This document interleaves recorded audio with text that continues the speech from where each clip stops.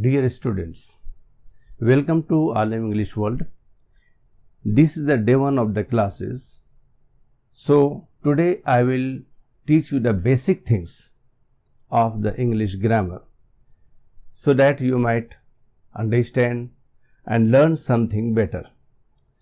तो आपका स्वागत है हमारे आलम इंग्लिश वर्ल्ड में और मैं आज आप लोगों को इस क्लास के पहले दिन में आपको बहुत ही सिंपल सी चीज़ पढ़ाऊंगा, बहुत ही साधारण सी चीज़ पढ़ाऊंगा जिससे कि आपको समझ में आए और ग्रामेटिकल चीज़ें जो मैं पढ़ाऊंगा वो कॉम्प्लिकेशन नहीं होगी, उसमें जटिलता नहीं होगी, बल्कि सरल तरीके से मैं इंग्लिश आपको पढ़ाऊंगा। तो आप हमारे इस वीडियो को आप गौर से देखिए और सीखिए और समझिए। तो आज मैं आपको लेसन का सबसे पहला जो आसान है वो ले चलता हूँ डेमोन्स्ट्रेटिव प्रोनाउन की तरफ। तो डेमोन्स्ट्रेटिव प्रोनाउन से मैं शुरू करूँगा और डेमोन्स्ट्रेटिव प्रोनाउन क्या है वो आप देख सकते हैं बोर्ड पर। दिस, दैट, दीज और दोज, ये आपका बेसिक चीज़ है demonstrative pronoun. This, that, these, those. तो ये है सिंपल, लेकिन इसको यूज़ करना बहुत ज़रूरी है। कैसे यूज़ किया जाता है ये आपको जानना ज़रूरी है। तो डियर स्टूडेंट्स, शुरुआत करते हैं। लेकिन इस प्रोनाउन को शुरू करने से पहले मैं आपको एक चीज़ बता दूं कि ये हम जिस चीज़ के लिए इस्तेमाल करते हैं ये उस चीज़ की तरफ इशारा करने के लिए, उसका इंट्रोडक्शन देने के लिए हम इस डेमोन्स्ट्रेटिव प्रोनाउन का इस्तेमाल करते हैं। तो हम किसके लिए करते हैं? नाउन्स के लिए।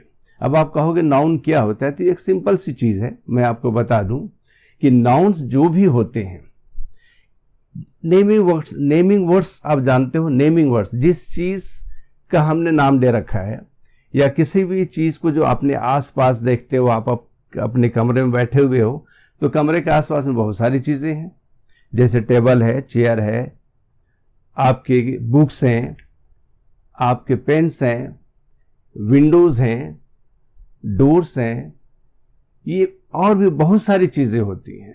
हम उन चीज़ों को उनके नामों से पहचानते हैं और जानते हैं, उसी को हम नाउन कहते हैं। और उसी नाउन की तरफ, उसी नाउन का इंट्रोडक्शन देने के लिए हम यहाँ पे दिस, दैट और दीज, दोज का इस्तेमाल करते हैं। वो कैसे करते हैं आप ये देखो। जैसे मान लो आपको ये हमारे हाथ में क्या है, ये हमारे हाथ में एक पेन है। ये पेन जो है आपका मार्कर पेन है जो व्हाइट बोर्ड पर इस्तेमाल होता है। अगर कोई ये जानना चाहता है कि ये क्या है, व्हाट इज दिस, तो आप इसको इस तरह से इंट्रोडक्शन दोगे कि आप बोलोगे कि this is a marker pen. What is this? This is a marker pen. तो व्हाट इज दिस, ये क्या है? कोई भी आपसे पूछे व्हाट इज दिस, तो उस चीज के लिए आपको this is a marker pen, आप इसकी तरफ इशारा करोगे व्हाट इज दिस, तो ये मैं कहूंगा this is a white board. What is this? This is a duster.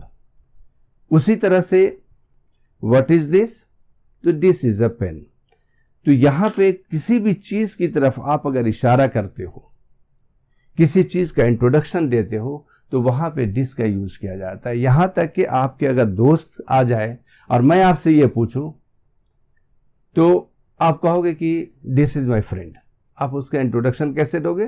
कहोगे this is my friend, meet this is my friend, मिलिए ये मेरा दोस्त है।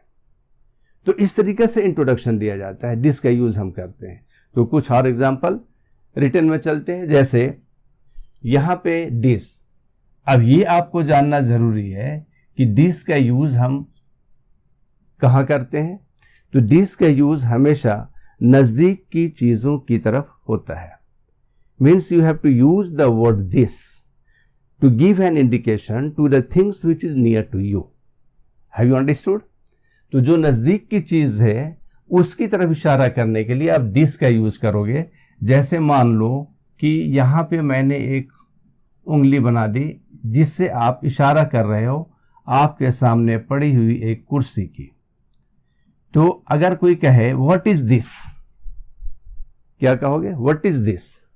Suppose that this person is indicating with his finger, he is pointing out to this, what is this?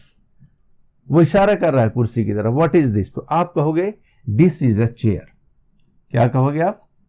This is a chair. इसका वजह क्या है कि दिस इज अ चेयर मतलब चेयर आपके निकट है, आपके नजदीक है, इसलिए आप यहां पे इसकी तरफ इशारा करके बता रहे हो this is a chair.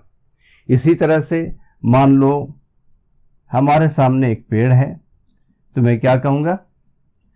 This is a tree. Understood? अब इसी तरह से आप एक फूल बना लो, यहां पे एक फूल है और कोई पूछे आपसे व्हाट इज दिस, ये क्या है? तो आप क्या बोलोगे? This is a flower. तो इसी तरह से आप किसी भी चीज की तरफ इशारा कर सकते हो और किसी भी चीज के इंट्रोडक्शन आप इस तरह से दे सकते हो। तो मैंने अभी जैसा बताया कि दिस इज कि ये इस्तेमाल कब होता है? जब कोई चीज नजदीक में हो, आपके पास हो, तो आप उसका इंट्रोडक्शन दिस से करोगे। कोई भी चीज हमारे पास, जैसे मैंने बताया था डस्टर हमारे पास है, तो मैं कहूंगा दिस इज ए डस्टर। इसी तरह ये पेन मेरे सामने है, मैं कहूंगा this is a pen. Have you got it dear students? If you have understood, now you can tell me what is this? Correct. What is this? Yes, this is a pen. Now I am, what is this? Yes, what is this? Yes, good, this is a mobile। तो इससे हमें अंदाजा होता है कि आपको ये समझ में आ गया। You have well understood, very nice। अब हम चलते हैं that की तरफ। that क्या चीज है? अब आप समझ गए होंगे कि जब नजदीक के लिए हम this का यूज करते हैं तो जाहिर सी बात है, वेरी गुड, दूर के लिए दैट का यूज करेंगे। तो यहां पे जो टेढ़ी उंगली है उस उंगली को सीधी कर देते हैं और इशारा करते हैं दूर में रखी चीजों को। तो ये मैंने उंगली बना दी। अब यहां पे ये इशारा कर रहा, सामने एक पहाड़ है। क्या है ये? सामने एक पहाड़ है। तो जहां पे मैं खड़ा हूं वहां से दूर कोई चीज एक पहाड़ है और मुझे इंट्रोडक्शन देना है कि व्हाट इज दैट। वहां क्या बोलेंगे? What is that? तो जवाब होगा दैट इज अ माउंटेन। क्या बोलेंगे? That is a mountain. Good. तो dear students, you have understood it. That is used to give an indication और to introduce a thing which is far from you. आपसे जो चीज बहुत दूर है तो वो आपके लिए दैट का यूज होगा। That is a wall, that is a roof, that is a bus, that is a train, that is an aeroplane. Like this you can introduce many a noun which is very far from you by using the word that. That का इस्तेमाल करके आप आसानी से दूर की चीजों का इंट्रोडक्शन दे सकते हो। इसी तरह से अगर यहां पे मैंने एक तस्वीर बनाई और ये क्या है? What is that? आप क्या बोलोगे? Very good, that is a tree. भाई आप काफी इंटेलिजेंट बच्चे हो और समझ भी रहे हो। जो मैं समझा रहा हूं आप बखूबी समझ रहे हो, ये मुझे बहुत अच्छा लग रहा। अब एक आप खुद ही सेंटेंस बना लो। जैसे सामने मैंने एक बिल्डिंग बनाई, ये मैंने बिल्डिंग बना ली, चलिए ठीक है। अब इस बिल्डिंग के लिए आप बताओ व्हाट इज दैट? आप क्या बोलोगे? Good, that is a building. बहुत आसान है, that is a building. It is very easy. सिर्फ क्या है, आपको देखना यह है कि जिस चीज की तरफ आप इशारा कर रहे हो वो आपके नजदीक है या आपके दूर है। अगर नजदीक में है तो आप क्या बोलोगे? दिस। और अगर वो दैट में दूर में है तो क्या यूज करोगे? दैट। यही आपको मेन सीखना है कि दिस इज और that is. This means near, that means for. Have you well understood? Very good. तो अब मैं आपको थोड़ा आपसे पूछ लूं, ये I have this brush in my hand, अब ये मेरे पास में नजदीक में है, आप इसको क्या बोलोगे? आप बताओ, क्या कहा आपने? This is a brush. Very good. ये नजदीक है, मेरे नजदीक है, आपके नजदीक है, तो आप क्या बोलोगे? This is a brush. अगर यही चीज मैं दूर कर दूं, खुद से दूर कर दिया और आपसे भी दूर कर दिया, तो क्या बोलोगे आप? That. Good. That is a brush. Very good. तो that is a brush. Very well. इसी तरह से दूर में एक कॉपी है, मेरे से दूर, आपसे दूर, इशारा करेंगे, क्या बोलेंगे इसे? That is a copy. Very good. तो इसी तरीका से आप यहां पे इसको यूज करो। What is that? क्या जवाब दोगे? That is a mobile.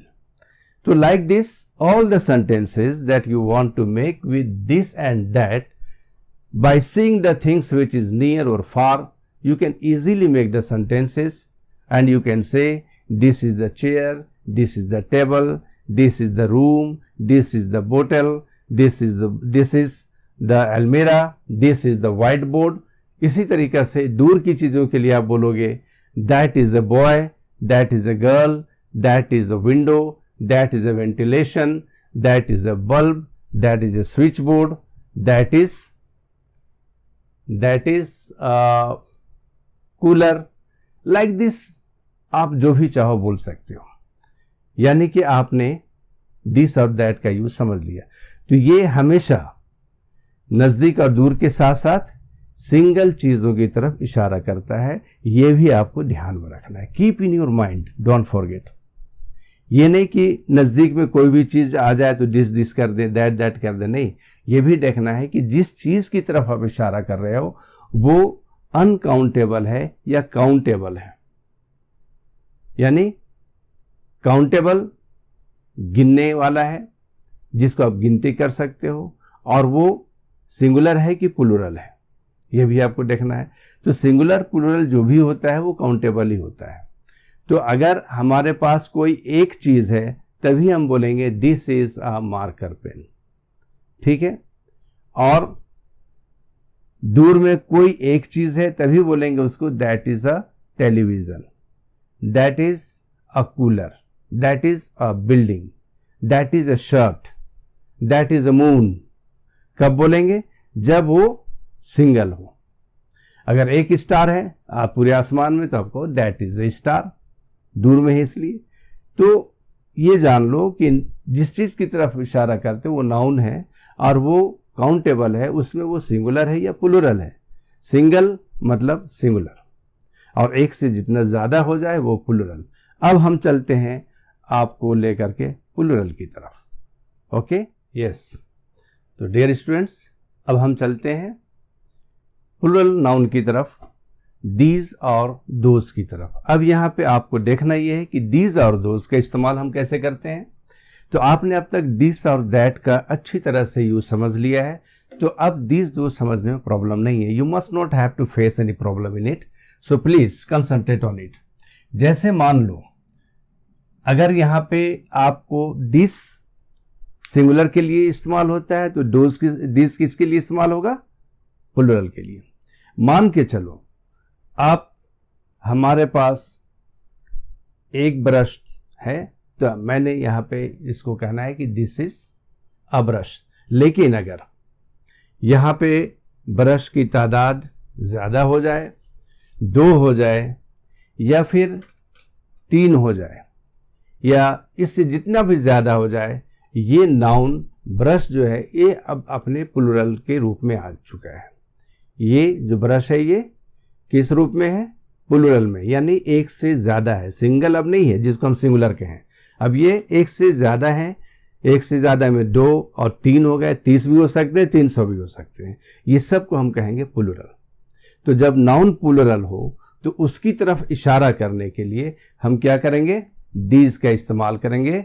तो जहां पे मैंने कहा था सिंगुलर के लिए दिस इज अ ब्रश, वहां पे जब एक से ज्यादा हो गए तो कहा जाएगा दीज आर ब्रशेस। क्या कहा जाएगा, दीज आर ब्रशेस। यहां पे ब्रश में ES जोड़ करके इसे ब्रशेस कर दिया गया।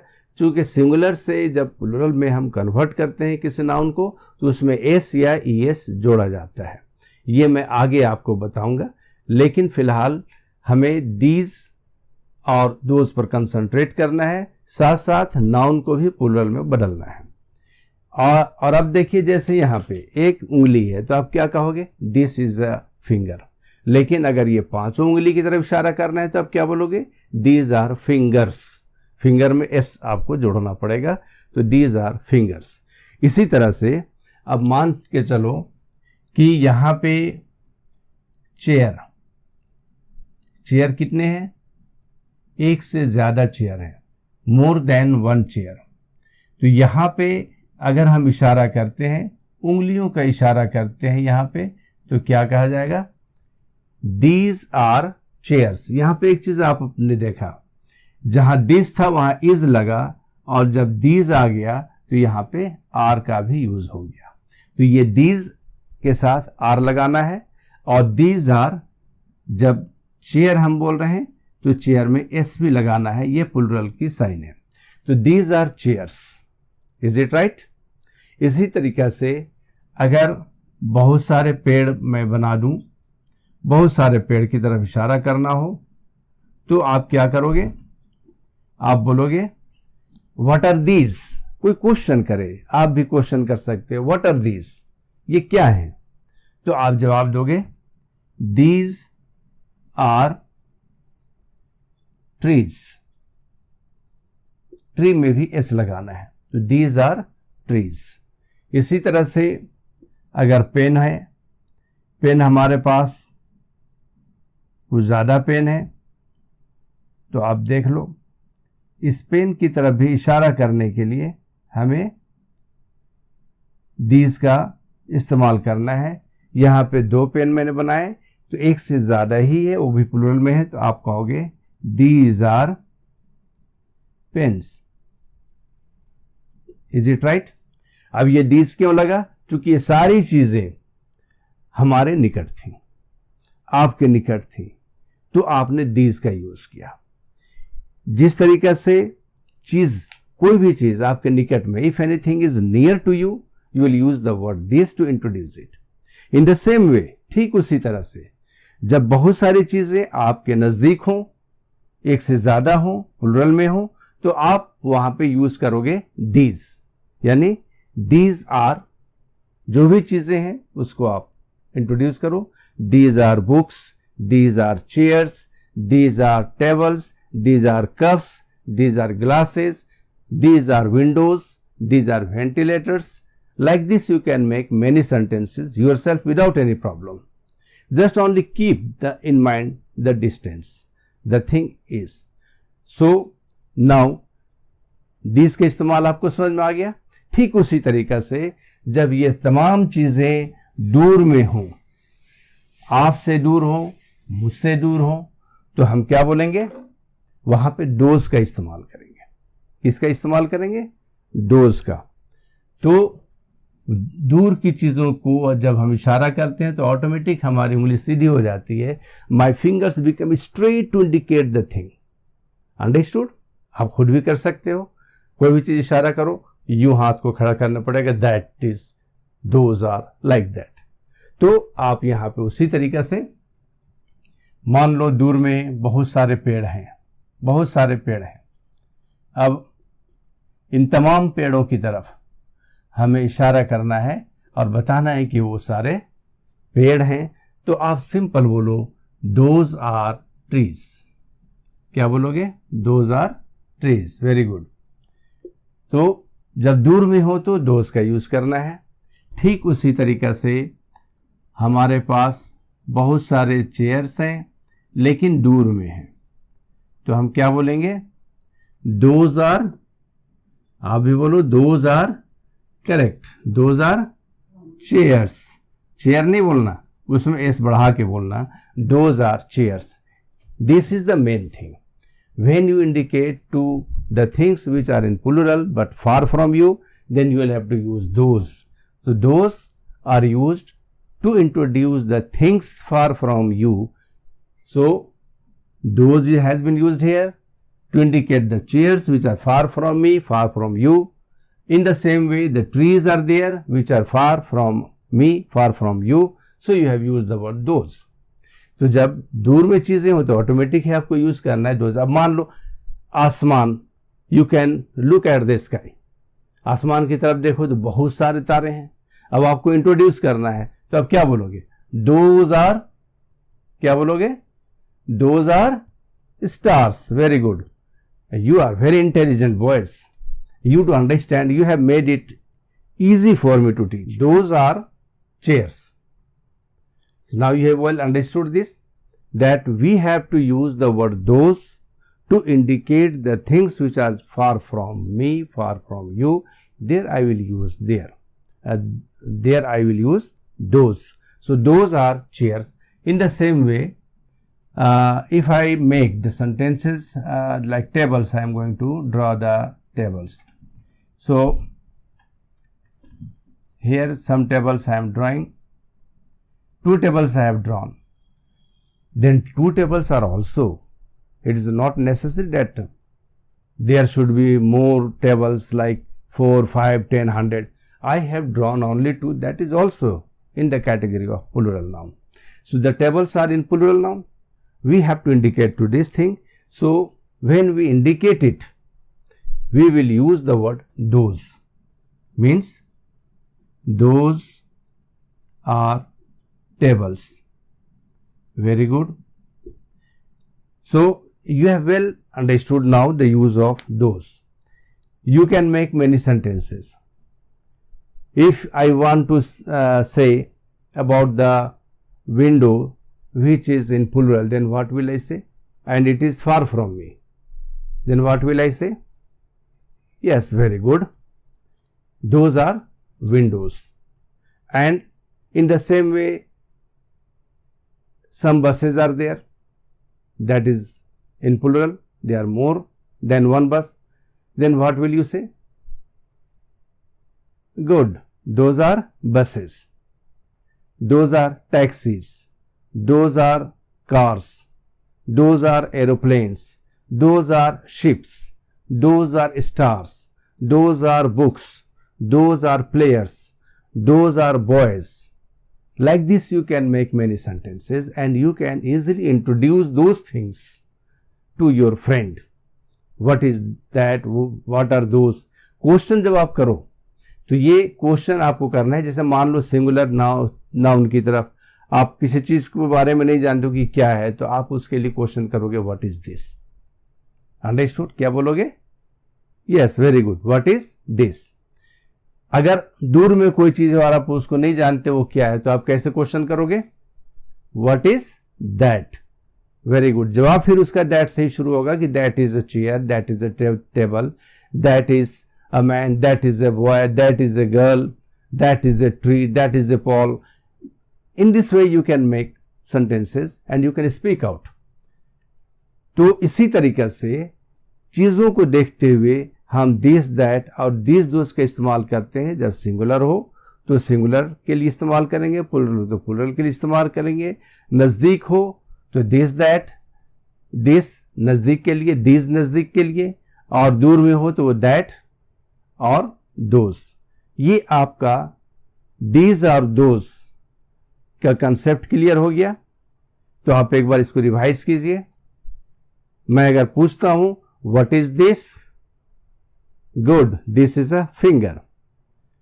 अब यहां पे एक से ज्यादा है तो मैं पूछूंगा व्हाट आर दीज, तो आप क्या जवाब दोगे? Very good, these our fingers. दूर के लिए इसी तरह से मैं अगर आपसे कहता हूं कि व्हाट इज दैट, तो आप क्या जवाब दोगे? यस, क्या जवाब दोगे आप? Good, that is a brush. अब ये ब्रश एक से ज़्यादा हो गई या 2 की तादाद में आ गई और दूर पे है, तो आप क्या बोलोगे? Very good, those are brushes. सिर्फ ब्रश नहीं बोलना, ब्रश में ES लगाना है, ब्रशेज, करेक्ट। तो those are brushes, very good. तो ये भी आपको जानना है कि जब आप प्लूरल बना रहे हो तो नाउन में, यानी ब्रश हो, पेन हो, चेयर हो, ट्री हो, कुछ भी हो, उसमें आपको S या ES जोड़ना है। अब कहाँ S जुड़ेगा, कहाँ ES जुड़ेगा, वो आगे के वीडियो जब मैं बनाऊंगा तो उसमें आप देखोगे। Very good. तो आप जो है ये इतनी सी चीज़ आप सीख गए। अब मैं चाहता हूं कि आपको, क्योंकि हमारे इस चैनल में आपको एक और अच्छी चीज़ ये मिलेगी कि मैं यहाँ पे होम असाइनमेंट इंक्लूड करूँगा। होम असाइनमेंट ज़रूरी है, क्योंकि अगर आप होम असाइनमेंट नहीं करोगे तो ना आप खुद अपने आप को एसेस कर पाओगे, ना हम समझ पाएंगे कि आपने सीखा, समझा या नहीं। तो dear students, you must keep in your mind that you have to do the home assignment very honestly and you have to give it to the first priority. Understood? तो फर्स्ट प्रायोरिटी यानी आपको सबसे पहले जो भी करना हो तो होम असाइनमेंट करना है। आप अगर इंग्लिश सीखना चाहते हैं और बेहतर इंग्लिश सीखना चाहते हैं तो साथ साथ हमारे हर एपिसोड में आपको होम असाइनमेंट दिया जाएगा और उस होम असाइनमेंट को नेक्स्ट एपिसोड में, नेक्स्ट वीडियो में हम आपको बताएंगे, वो आप करेक्शन करते चले जाओगे। That will be the best way of learning and teaching. तो this method we have to apply. Understood? इसी मेथड से हम चलेंगे और मैं अभी आपको देता हूं home assignment. Okay, I have given you some home assignments that you have to do. मैंने अभी बताया कि होम असाइनमेंट ज़रूरी है, तो ज़रूरी है ये आप होम असाइनमेंट करोगे ही। ये मैंने कुछ होम असाइनमेंट लिख दिया आपके लिए, ये आप करके रखोगे, इसकी ट्रांसलेशन करके रखोगे और नेक्स्ट वीडियो में मैं आपको ट्रांसलेशन बताऊंगा, अपने ट्रांसलेशन से उसको मैच करोगे ताकि आपका कॉन्फिडेंस लेवल बढ़े, लगे कि हाँ मैंने सही बनाया, तो फिर आगे आपको और मज़ा आएगा पढ़ने में। अब यहाँ पे आप देखो, यह एक घर है। क्या है ये? यह एक घर है। सेकंड में यह एक गाड़ी है। थर्ड में वह एक पेड़ है। चौथा वह एक पहाड़ है। यह गाड़ियां हैं। अब यहां से हमारा जो है प्लूरल में चला, ये गाड़ियां हैं, ये किताबें हैं, वे फूल हैं, वे तारे हैं, वह सब लड़के हैं, ये लड़कियां हैं। तो ये आपके होम असाइनमेंट से, you must have to this home assignments. आप होम असाइनमेंट करोगे, फ़ायदा आपको होगा। इसलिए मैं बताता हूँ कि होम असाइनमेंट किसी हाल पे नहीं छोड़ना। इसके अलावा कुछ इससे हट करके भी है, जैसे something more apart from lesson, something more apart from lessons.